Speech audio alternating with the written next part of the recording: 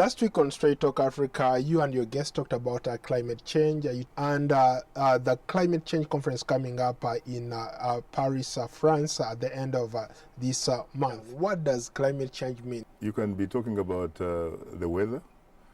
Sometimes you have very high temperatures, so the environment becomes very warm, and when it becomes very warm, sometimes it affects the level of water or the availability of water. You start seeing rivers, for example, in terms of the level of the water dropping down.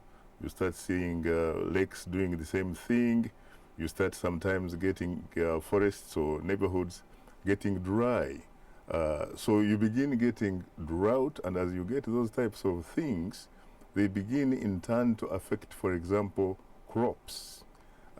And in fact, in sometimes they can actually cause famine. And there are also times when the picture is the opposite.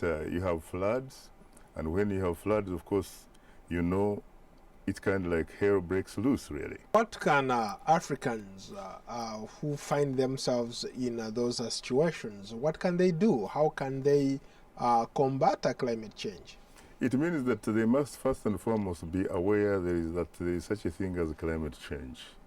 And the fact that you know what the problem is helps you to look for possible solutions.